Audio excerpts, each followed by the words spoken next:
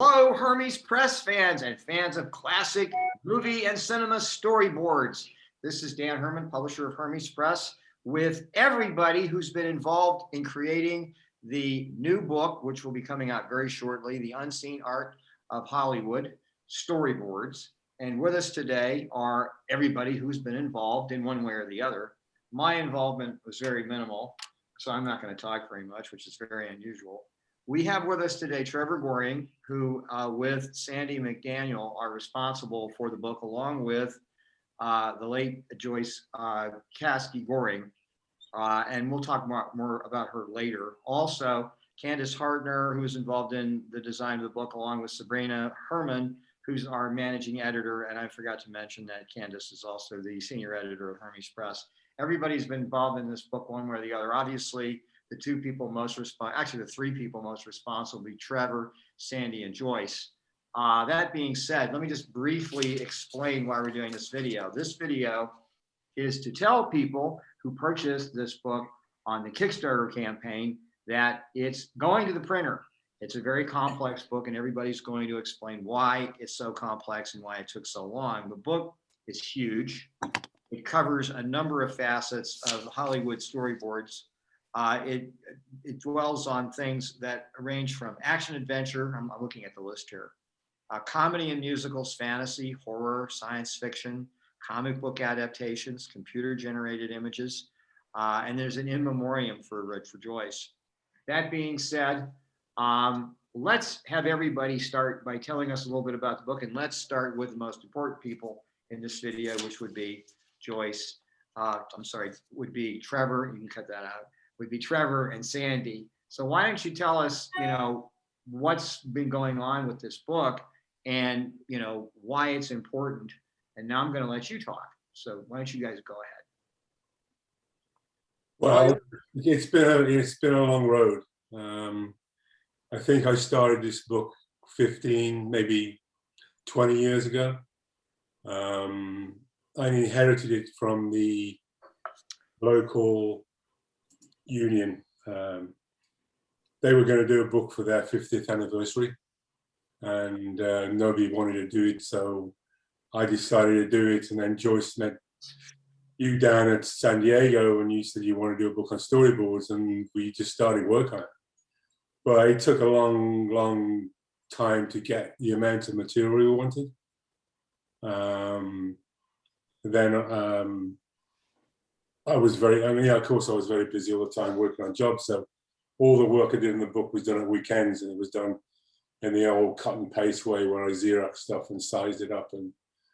But I think the initial idea of breaking the book down into genre chapters and doing the storyboards in time inside that genre just really helped me edit the amount of work that we had and to show how storyboards have developed over the years from the 1920s until the present day.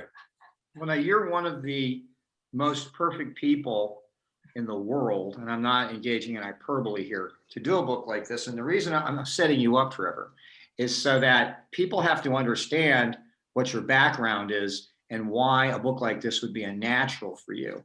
So I don't know that everybody knows all the films that you've worked on as a storyboard artist, including films that never got made, like the second Logan's Run. I believe you spent a lot of time doing the storyboards on that down in Australia, and that movie never. So tell everybody the kinds of movies that you've worked on creating storyboards for, including ones that didn't get made.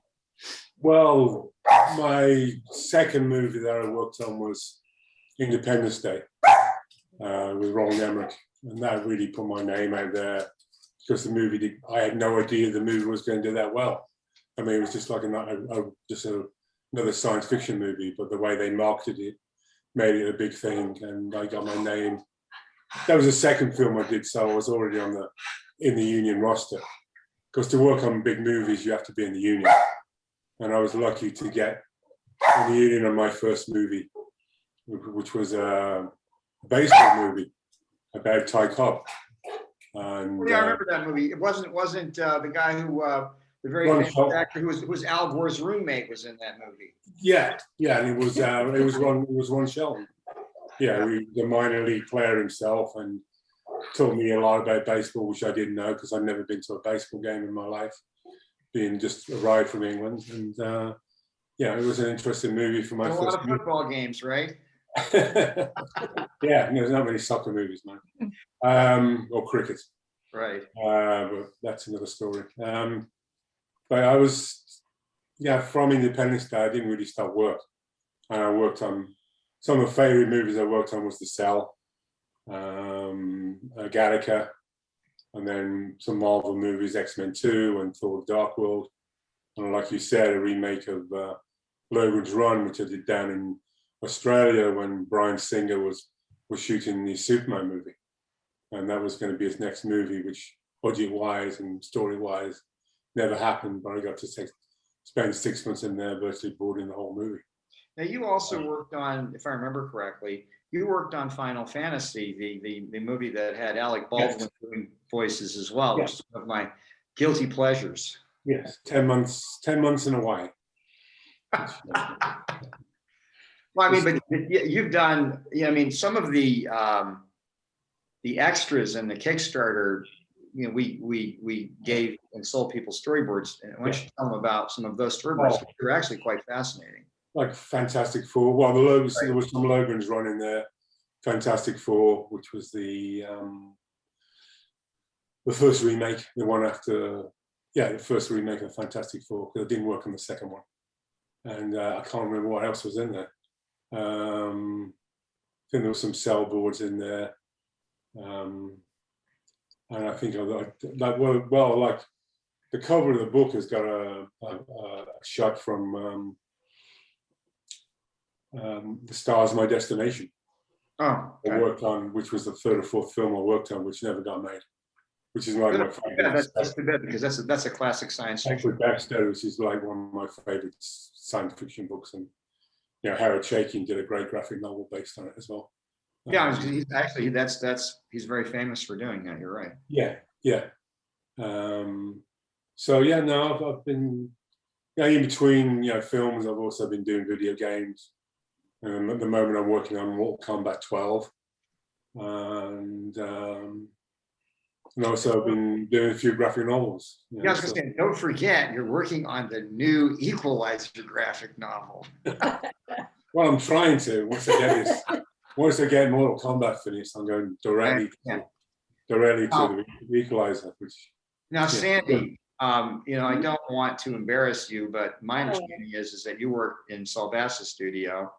And if somebody who's watching this doesn't know who Saul Bass is, I would suggest that they immediately, once they get through watching this video, go to the internet and do some research on him, because he was, I would say, probably the father of the modern film poster, among other things. He also did storyboards for films, among other things, and designed some of the most famous corporate logos ever. To name a few things that Saul Bass did. He also had a really cute signature with a bass. So you've been, you know, very heavily involved in this book over the last several years. Why don't you tell us about your involvement and give us a little bit of your background? I'm sorry, I probably messed that up for you, but. Well, I guess background first. I'm from Pennsylvania, and after college, after a short job period back east, I moved out to Los Angeles and just started picking up clients and worked for a lot of different companies. And then I ended up working at Bass for several years, which was a very interesting experience. I can tell you that. He does a great presentation to clients, because they would have, like AT&T, they were working on a big project for them, and they would come in, and I had an office that was only separated with curtains, so I could hear the whole presentation. So that was pretty interesting. But it was really an interesting time. I also did a lot of work for Walt Disney Imagineering at the parks, designing different elements of the interaction with the guests and whatnot. And I did some projects for the Getty Museum. So I've done a lot of different things, and but when it comes down to it, everything is design and the visual and how you feel about what you're looking at. And so how I ended up, after meeting Trevor, I kept hearing about this book that I thought maybe was a figment of his imagination. And then it was finally like, oh, the book is finally going to get made. And then when I realized that there was a pile of little Xeroxes, I thought, oh my God, time to do something here. So it's really been interesting. We work really well together because, we had to develop sort of a template and just the overall look of the book, because the storyboards are so varied. And some are intricate and some are simple and some are little, and there's lots of little ones, and some are just big giant ones. It's really visually interesting. But if you can't control how they're presented, it could just look really chaotic. So that was my initial idea, to kind of help get things in a way that was organized, so that you could find and understand what you were looking at. And Trevor had a great idea originally to divide up the movies by genre and to go from old to new.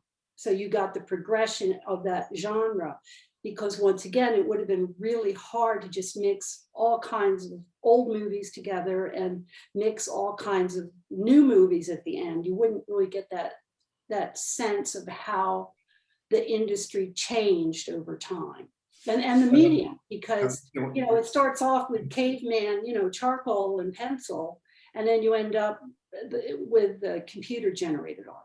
I was going to say, when this book was being conceptualized and we started doing it, which was about 2004 or 2005, there were a lot of discussions about whether we should do the book simply chronologically, or we should break it down by genre and do it chronologically within the genre.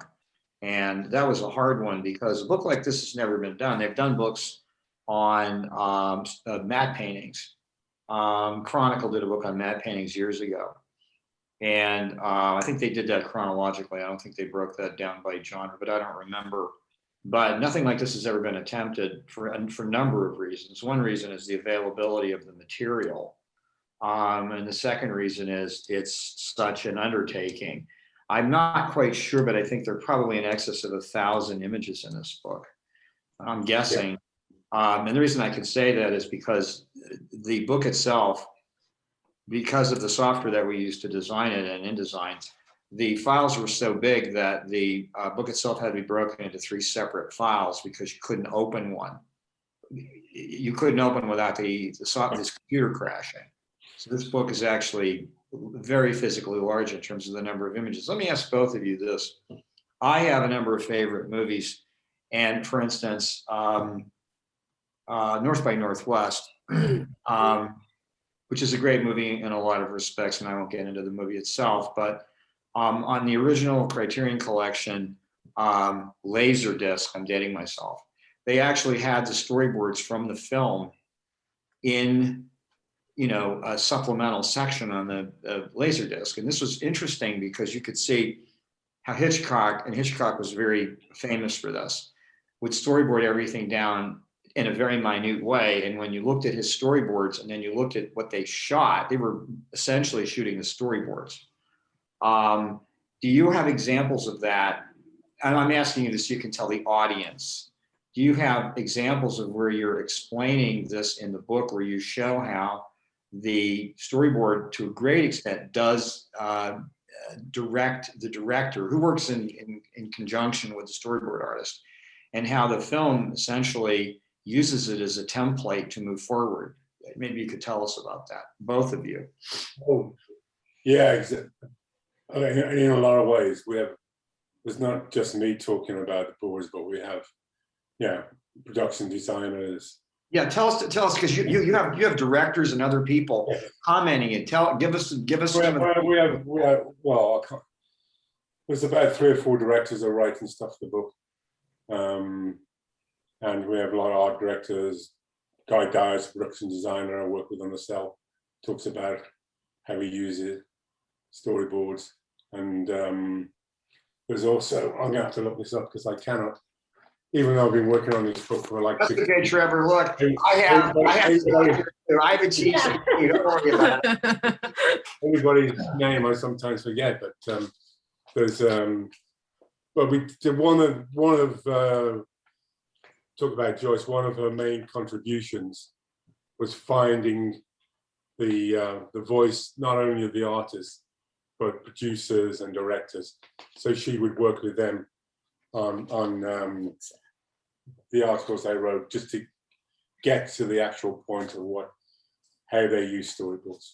And I think there's a lot of people talking about Hitchcock using storyboards, and you can see we have the sequence from North by Northwest at the end where they go into the tunnel, the famous Right, where the train goes into the tunnel. That's not metaphoric for anything. No, Yeah. no. Train doesn't say get up here with me, and the train doesn't go. That's just that's Yeah. there's no metaphor there. Yeah, Um, yeah, other directors like Narnia, where the director had never used storyboard before. It was his first time using storyboards, so he talks about that. So the directors talk about how they use storyboards and why they use storyboards, as well as how the artists interact. And there's not really one way that the director works with an artist. There's various ways they work with the artist and the artist as well. So that's where you get, it's an interesting book in that way, where really the idea, it explains the idea of really how storyboards work in film and how important they are, and how important they've been since the 1920s. Yeah, I know you. I'm trying. Yeah, you do have movies from the 20s. You have Stagecoach, correct? No, we don't have. No, we don't have Stagecoach, but we have a lot. We do have a lot of westerns. Westerns seem to, when we were doing the research, there seemed to be more storyboards for westerns than there were for any other genre. Because there aren't any romantic comedies, but we do have. Which westerns do you have in the book? I'm gonna show them, Dan. I'm gonna do a brief scroll through. So okay, wait a minute. Let's cut to Kandice. Kandice, hello, Kandice. I'm here. Kandice, hello. hi, I'm calling Kandice. I'm here. Tell us exactly. Kandice was very completely this book. She's been involved with this book for 2,000 years. Longer than Mel Brooks has been the 2,000 years. Don't date me, geez. You let everyone know how old I am by saying that. So tell us, I mean, you put this book together. What precisely, tell us some of the movies and tell us, what the fans can look forward to when they actually get the book, which is going to the printer. Go ahead. Yeah, so I'll share my screen and do a real quick kind of scroll through. I don't want to spoil everything for everyone, but I want everybody to be able to see that, it's here. We're putting a little bow on top and we're heading it to the printer here very shortly. So let me share my screen here. Just do that. Okay. So just kind of scroll through a little bit here. So we have tons of awesome imagery. And here was where'd it go? Table of contents that Dan was flashing that he had as his little cheat sheet there.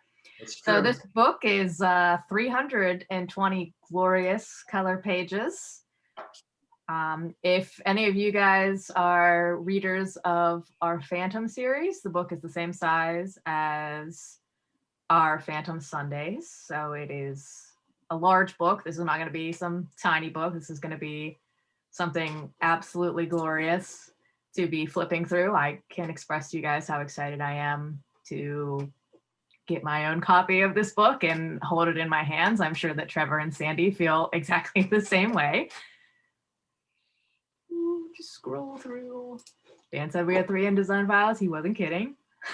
So there's so much art, so much color, and so many fascinating things to read in this book. I'm a big movie fan, so this was right up my alley, and it has been awesome working with Trevor and Sandy and getting to learn more and work with all these storyboards that have been, combined and brought together as we go through different challenges. Big fan of the Hellboy ones here. Big fan of that.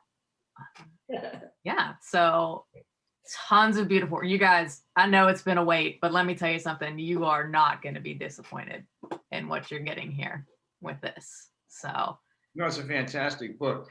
Now, let me do some personal stuff about Joyce. Is that okay with everybody? Oh, yeah. Sure. No, go ahead. Sabrina, I want Sabrina to talk about, Sabrina grew up with Joyce. And, you know, as we alluded, I'll tell you the story and then I'm going to turn it over to Sabrina. I lost my glasses in 2003, my very nice sunglasses my mother made for me. And I was standing in the lost and found line. This is absolutely true at Comic-Con. And there was this woman behind me, and I'm a very shy person. I never talk. That's a joke. I turned to this nice lady and we started talking about just, you know, we're waiting and everything. And she says, what do you do? And I say, I publish books. And she says, oh, you know, my husband is a storyboard artist. And we talked about it. I said, that's great. That'd be a great idea for a book. So we finished, and I think she came up and I was behind her, and they didn't have what she was looking for. And I gave her my card, and they didn't have my glasses. So I go back to my booth, and about 2 hours later, here comes Joyce and Trevor. And Joyce looks at me and says, you know, usually when I get these cards and I talk to people, I think they're full of baloney. That's not what she said. But Trevor's got your books. And he had read my Gil Kane book and some other stuff we had published, and he was familiar with what we did. And we had this long conversation, and we, in essence, made a deal to do the book then. And over that period of time, we went and we got permissions from different, Joyce went and got permissions from studios. Trevor went and did research and got information from every place in the universe. You got people to write for the book and work on the book. You got storyboards. People gave you scans, Xeroxes. It piled up. You did a galley. Things moved forward, and they kept going in bits and pieces. And then something really awful happened, which I'm going to tell everybody. Joyce, who was the driving force in this book, and that's no insult to Trevor. Joyce, who I talked to quite frequently, and whenever Sabrina was in Los Angeles, Joyce would take care of her. And when we'd go to the New York Comic-Con, Trevor and Joyce and myself and my wife and Sabrina would eat dinner. And I mean, there's no exaggeration here. And then Joyce got very sick, and she had brain cancer, and it hit her very quickly. I've had cancer, so I appreciate this. And she passed away. And we had to take a breather and wait. But Trevor and I were absolutely convinced that we had to do this book. And this book is dedicated to Joyce's memory, because if it wasn't for Joyce, we wouldn't have this book today. And I'm going to have Sabrina talk a little bit about Joyce, because she had a very close relationship with Joyce. Joyce was kind of like an aunt. And this is kind of like a family book for everybody here. And Sandy's a member of the family now. I'm sorry, Sandy. You remember the family. But the point is that this book has been very long in its gestation. And I think we have something that is quite unique and will stand the test of time for what it does. And it was the result of many, many people working on it, everybody we've been talking about. So I'll go to Sabrina, and I'm sorry, I just wanted everybody to know, I think this is important. And if you want, Trevor, Kandice can cut this out if you want. But I think it's really important. And I did write the in memoriam in the back of the book. And I read it, and it's truly heartfelt. So why don't you tell us, you know, a little bit about Joyce, Sabrina, because I think that would be very appropriate. So I'll go to Sabrina now. Okay. I mean, I grew up with Joyce. I first met her when I was 12 or 13. And you're a little older now.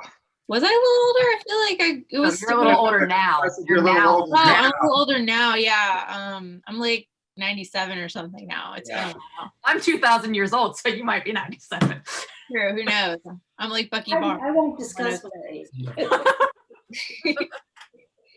And, you know, every time you'd see her, she was just a joy, and also just really good at pushing. She wanted it done. She wanted it done. Dan, why wasn't it done? Dan, why wasn't it done? Dan, where's my book? Dan, why haven't you done my book? And I can hear her right now saying, really? Now you're doing my book? But yeah, you know, she was a force of nature. And I would just remember things like her love of Gordon Ramsay. That was sort of weird. Every time we'd go out to dinner, she'd be like, "It's not as good as Gordon." I don't know, Trevor, you probably don't remember that. You were probably trying to. No, hunt. we used to watch it. We used to watch the shows together. So yeah. Oh, I know. And Yeah. I don't know, when I came out to Los Angeles for the convention, you guys kidnapped me for the day, and it was awesome. And Yeah. and she Yeah. talked about, "Where's my book?" And I said, "Oh, that's fair. I'm in college. I'm not here for the book, but that's, you know." But yeah, I don't know what else to say about Troy. Yeah. Well, Joy. all the fans out there who She's came to awesome. the Kickstarter and are getting antsy, this has been a very complicated project, which required thousands of hours of work, and I don't believe that's hyperbole. You know, I'll close by saying everybody gets the last word. So who wants to say something? Because we can wind this up. And I think we told everybody that bought this on the Kickstarter that they're getting it. And I think people that see this video that didn't buy it on the Kickstarter, I think they should run right out to the Hermes Press website, or they should go to Amazon.com and buy it. Or if you live in Los Angeles, you should go to Stuart Eng Books and order it, because he is buying a rather large quantity of it to sell in his bookstore. He has a very fine bookstore, and everybody in the comic book world buys stuff from him, including me. So why don't everybody have the last word? I'm done. Come on. And Well, go just ahead. to follow up on that point, Stuart, I don't know when we'll be able to have a signing at Stuart's place, but we're going to try and get as many people who have work in the book, because most of the storyboard artists live in Los Angeles or thereabouts. So we're going to try and either get everybody together at Stuart's or some people together at Lightbox, which I still don't know whether that's. Yeah, I heard they're going to do that. That's happening or not, I don't know. Yeah, it's the last thing I heard, because I'm going to do that if they do it live. But my understanding is they're going to do it like they're doing Comic-Con this year. Yeah. So we may do that in 2022. Yeah. Because I'm not being optimistic here, but this book is being printed in a limited edition of 1,000. I mean, the entire print run is 1,000. Then there's a limited edition within that 1,000. And the book is very expensive to produce. And I suspect we'll have to come back with a paperback version of it in 2022, because I think it's going to sell out. So that's when we can do Lightbox in 2022, and we can do a big promotional panel, and the union will be there, because we are going to do Comic-Con in 2022. I'm not 100% sure, but I really feel we're going to do it. Yeah, I think so. And next we have Kandice, our senior editor, Miss K. Okay. Yes. Shout out to all our Kickstarter backers. It'll be coming to you soon, and we love the support. And that's where we're at. Hope if you didn't get a copy, go ahead and get it on our website, because you're gonna want it. Does anybody else want to say anything? Yeah, I think you hit the nail on the head when you said Trevor was the perfect person to produce this book, because he's so revered in the storyboard. And I know that because everywhere we go, we run into people he knows, and oh, you're the god of storyboards, and they start genuflecting and carrying on. And his knowledge of movies and his just sensitivity to movies is really astounding. And working on the book it's been a lot of work, but it's been really fun. And I've learned so much about movies, and some of the personal stories that people have talked about, how they worked and how all the adventures that happened while they were working and the different people they worked with. It really runs the gamut from one extreme to the other. So it's an interesting book to read, as well as a visual book, if you just want to flip through and get a sense of the kind of art that people can produce. I think people who are in art school are really going to learn a lot to understand how you have to work. So I think it has a lot of dimensions. No, I agree on that. As a matter of fact, I think that one of the things that we had discussed over the years was this book will sell on the general audience. In the comic book world, it will sell to some people because most people that like comic books who are older love movies too. Even and younger ones do too. But as a teaching aid in classes in high school and in college, this book will be invaluable because it's basically an encyclopedia of how you do it and what the history of it is. In fact, you could actually conduct an entire class or a seminar based on this book, and like at USC, you know, or UCLA, or you know, in New York University, where they have their film school. So, I mean, I think the book serves a number of purposes, and in addition to being a good, important history, it's also an instruction as to how this art occurs, and most people never even consider it. And it needs to be considered, and I believe this preserves it as well, because I don't think anything like this will ever be done. I don't think anything like this on this scale has ever been done. You can correct me if I'm wrong, but I don't believe it ever has. It's a very important book. I'm very proud that we're doing it, and I'm real happy that it's done. Yeah. Well, just to add one thing, I've been working with the Art Directors Guild, obviously, because they're buying a certain amount of books. And for them, it's very important because, believe it or not, they're part of their actually union, as you know. And a lot of people in the union don't really know what storyboards are or how they work. So for them, it's important to give it to the executives in the union to show exactly what these people who belong to the Art Directors Guild do. So that's, for me, that's really a great Yeah, I know thing. we do books like this, and I think I did a book on animation with one of the animation studios, and it showed the process of how they do it piece by piece. Yeah. And this kind of book that I think is really important historically, and it's part of the mission of Hermes Press. Because we do a lot of comic strip reprints, and the problem is people say all you do is comic strip reprints. No. We do lots of different things, and this is a prime example of the kind of art books we do. So I'm just very pleased it's done. If it wasn't for you guys, Kandice Hartner, if we didn't have her, the book would never be finished. And sorry, I'm embarrassing you, Kandice. No, never. Keep talking. And I hope that I haven't stepped on your toes or anything. But everybody in Hermes Press has worked on this book in one way or the other. It's had a very lengthy genesis, but it's done. So don't be mad because it's late, because it's better perfect and late than not what it's supposed to be, and it's what it's supposed to be. So that being said, I think that's it.